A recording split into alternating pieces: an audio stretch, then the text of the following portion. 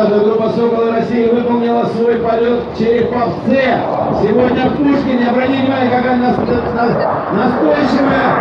длительная